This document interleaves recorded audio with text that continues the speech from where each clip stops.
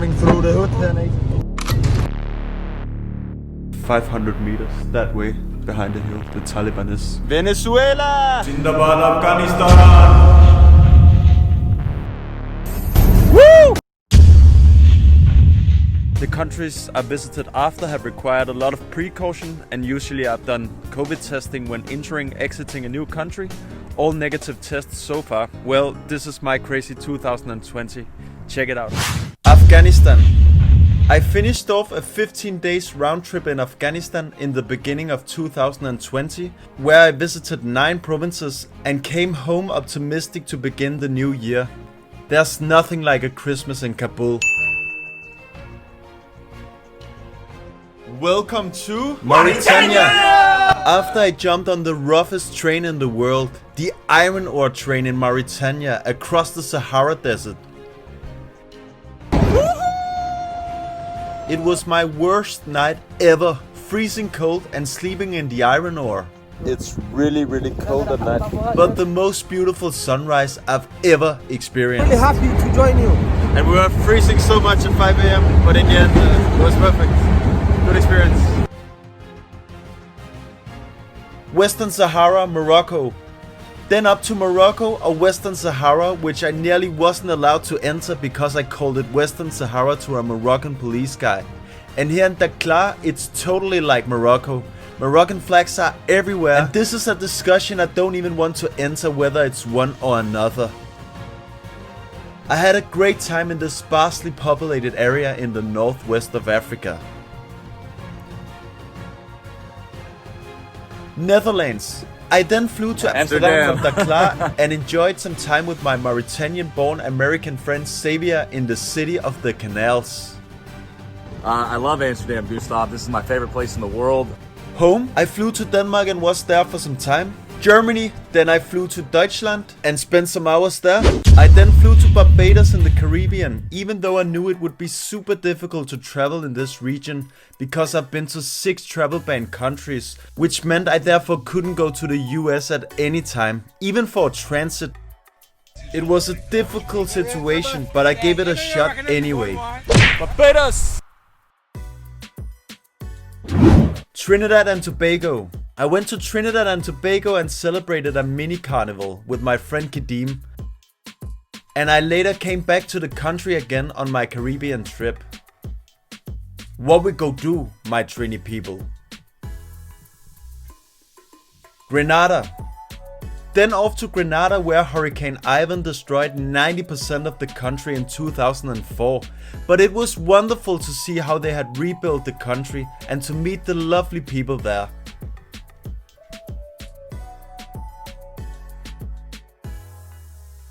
St. Vincent and Grenadines.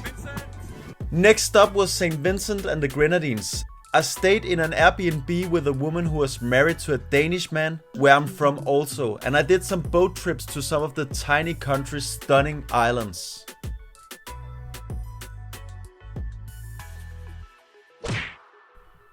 Dominica. I moved on to Dominica, the nature isle of the Caribbean and one of my favorite islands in the region because of the tropical lushness, the landscapes and the people.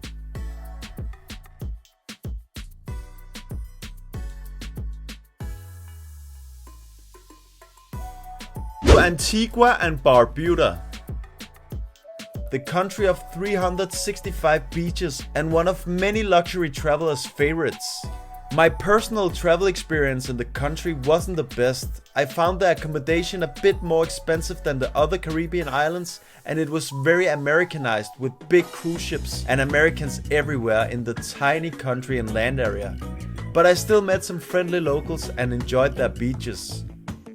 Is it expensive here in Antigua? Of course it is. Yes, it is. I hope to revisit to get a second opinion on the country. St. Kitts and Nevis. This is the killer bee. You have to drink that in these. Off to St. Kitts, where I met Paul from Geography Now, and we drank some local killer bees and explored both St. Kitts and the other island Nevis. Denmark! Great adventures with my American buddy. And I hope we can travel some new countries together. Sint Maarten. Did a pit stop in St. Martin, which is a Dutch island in the Caribbean, and went to the famous place where airplanes are coming in right over the beach before I moved on to Dominican Republic. Spanish is the language here.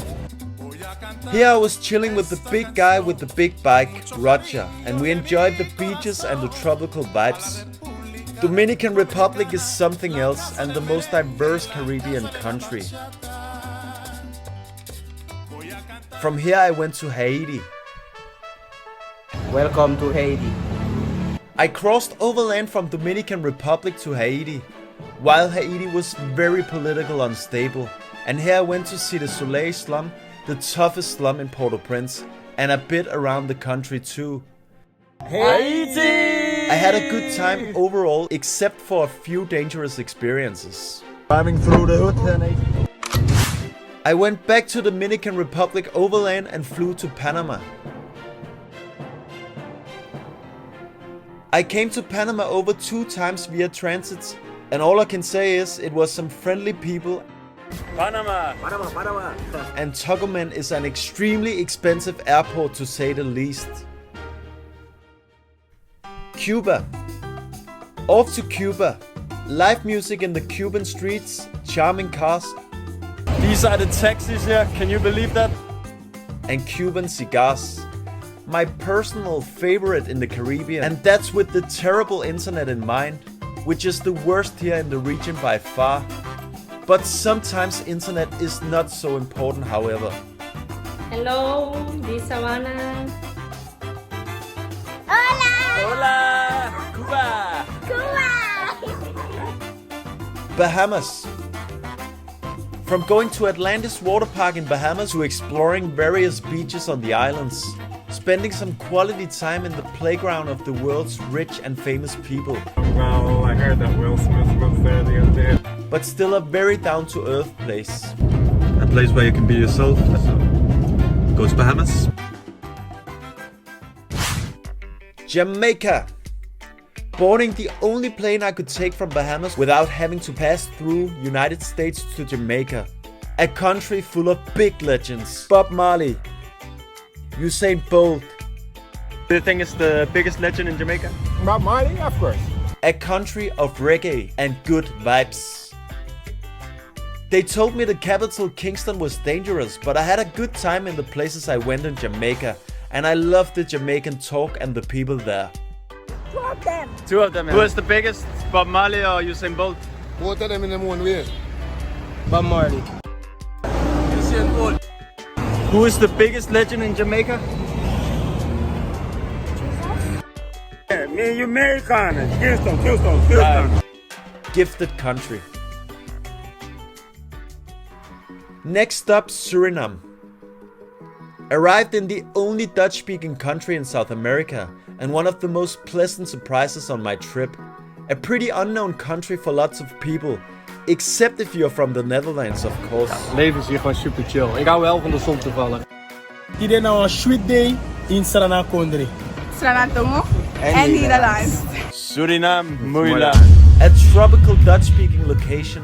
What's not to like for them? I really enjoyed Suriname. Denmark shirt in Suriname. Dankjewel. Guyana. This country loves to drink rum and party. Welcome to Guyana, and in Guyana we speak English. From the only Dutch-speaking nation to the only English-speaking country in South America. Hello Guyana. The land of many waters and the country of dance and happy people, even with the economical problems. Such a cool vibe here. Home to one of the world's most impressive waterfalls. The tallest single drop waterfall in the world. And a richly diverse population.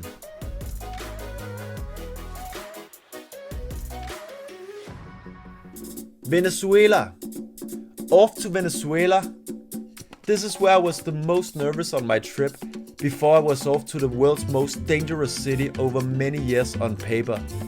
Caracas, Venezuela.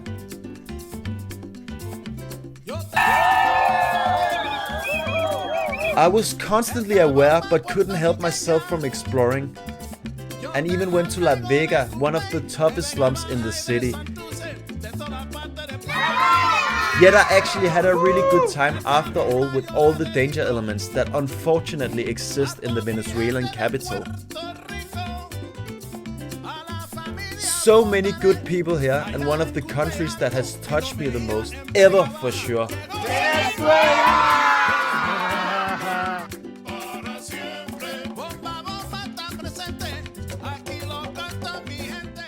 Colombia. From Venezuela to Colombia, where I traveled around for nearly 2 weeks. Bogota. We are in Bogota. Cartagena and Medellin were some very cool cities, and Colombia is one of my favorite countries in South America.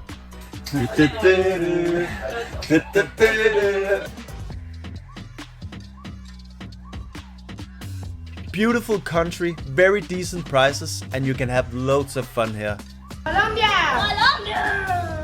This was also when the coronavirus came closer and closer to South America, so I had to leave to go to Mexico. Mexico. I had been to Mexico the year before on a long trip, but this trip was a lot shorter than expected because my country Denmark was about to shut down, so I saw no other way than to fly back before the borders closed.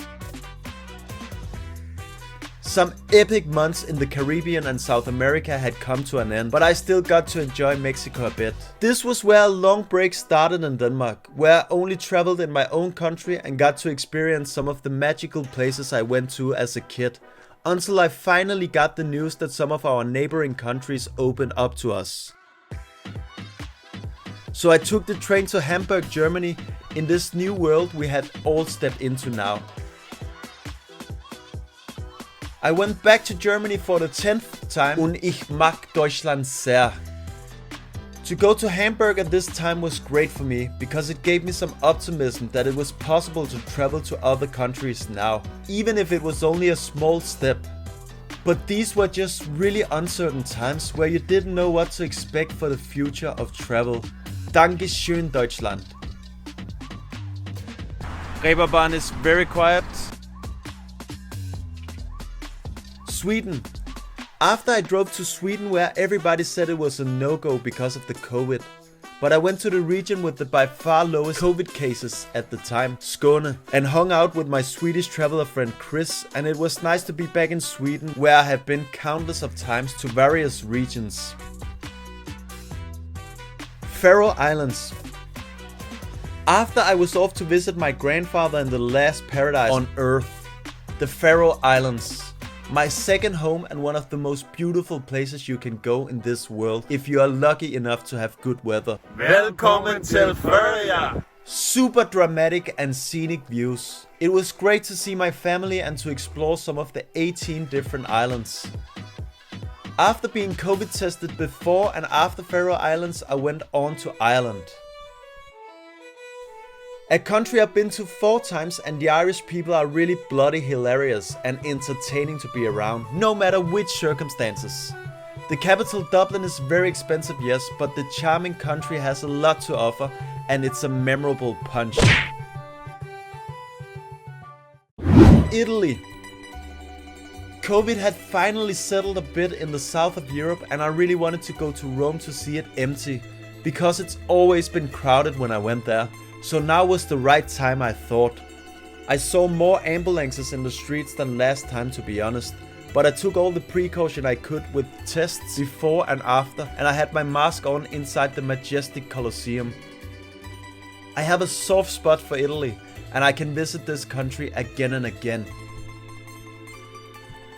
Incredibile. Austria. Hello everyone, today it's time to go fucking. I got in such a good mood in Italy that I went fucking in Austria. Just arrived here and I already love fucking. And it was just great to see fucking in different angles and to meet the fucking people. I will never forget fucking. Only when I get older, maybe. Such a cute little fucking cat also. My time in this place was very spontaneous, and that's how fucking should be. I visited Salzburg and Vienna also, and did a road trip in Austria to the world's biggest ice cave, Eisriesenfeld, with my Austrian friend Anna. We went roller skating through downtown Vienna all night. Vienna! and it was a lot of fun too. Schöne Zeit in Österreich. Scotland. I then found a cheap flight to Scotland and I went back for the 5th time to this unique country. Scottish people are always up for a chat and there's nothing like the Scottish accent. Look, the Scottish accent is absolutely fantastic. The country of bagpipes, haggis and whiskey. Edinburgh has one of my favorite medieval old towns also. I simply love walking these streets. Welcome to France. I went to Paris 8 years ago and I hated it because it was overcrowded. So I wanted to give it a second try. It was incredible to witness Paris this silent with nearly no tourists at all. This is probably the first time in nearly 100 years and I like the city a lot more now.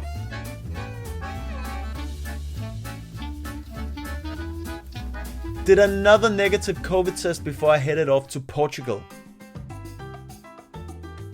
Portugal is one of my favorite holiday destinations in Europe and it was one of the countries with the most relaxed atmosphere I've experienced during this global pandemic. Yes, people were cautious, but it was great to experience a country being calm, to drink port wine in Porto, the place of its origin, and to ride the legendary tram 28 in Lisbon.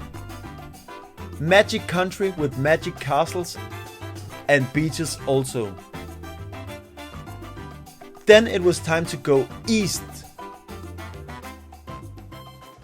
Turkey. Merhaba arkadaşlar. Bu videoda çarşıda biraz Türkçe konuşuyorum. Videoya bir göz atın. A country I can visit over and over. It's very safe, the people are super friendly and ready to make a deal. I like to go and explore the local bazaars, drink Turkish tea and to hang out with the Turkish people. Turkish culture is both Middle Eastern and European, but not limited to those. So where does Turkey belong? Nowhere, but everywhere. This country has its own culture.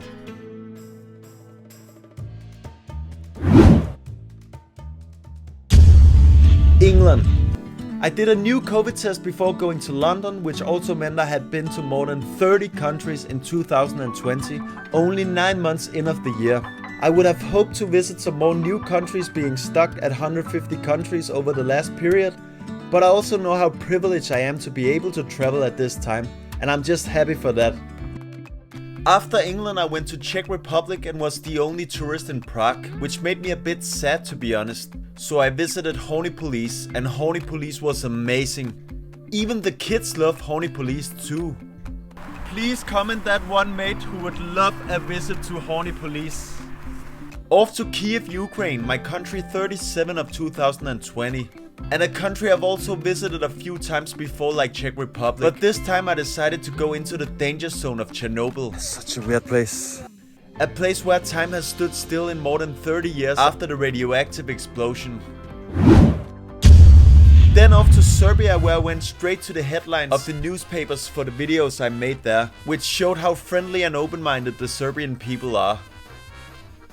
Nice to be back in Serbia and drink some rakia and go some new exciting places. After I went back to the least religious country in the world, Estonia, and enjoyed Tallinn, the heavy winds from the Baltic Sea and the incredible Estonian spas. Latvia for a quick stop, my country 40 of 2020. Off to country 41 of 2020. Croatia. I've been more than 5 times before and it's a country which has the whole package. Here I also met Philip and watched him do a bicycle trick or two. I went to Turkey again, where I was only 2 months before. And from here on to Libya, my first new country in a long time, as the first travelers in 8 months with my Swedish friend Chris. I was happy to show another side of Libya, a country most people just know from the ongoing civil war. But it was great to show the beautiful sides of this wonderful country.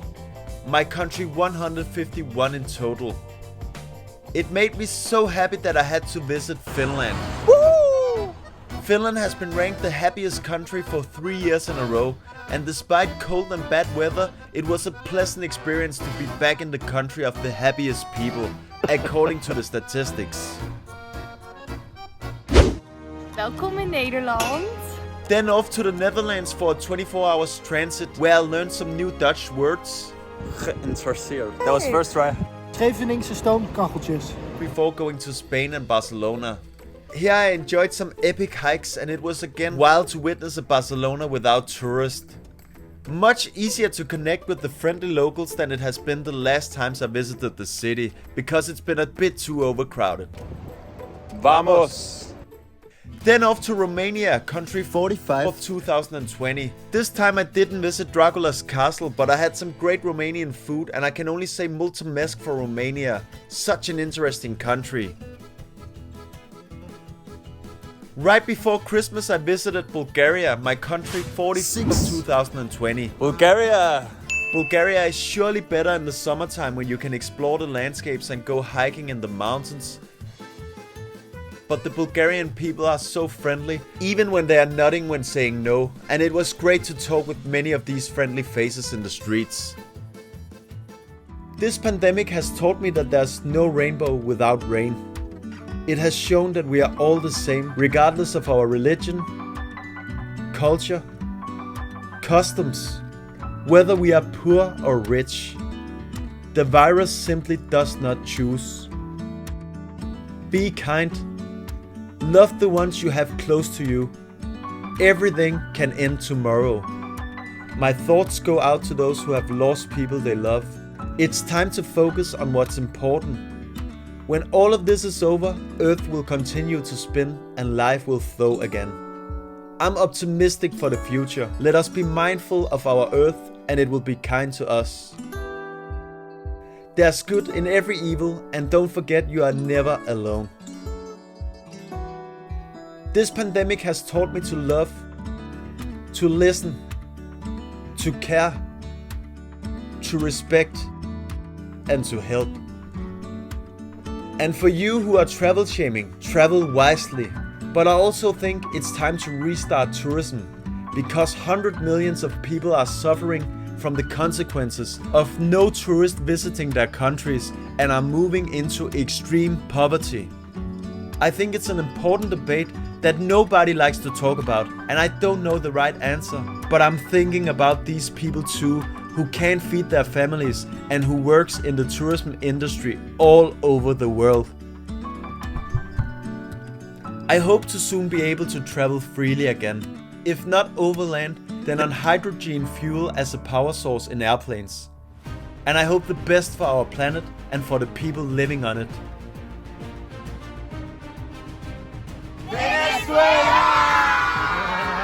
What do you think about all of this? Should we soon open up and start to travel again, but in a new and smarter way? Or how long will this last? These were my experiences and my thoughts. Leave your comments below.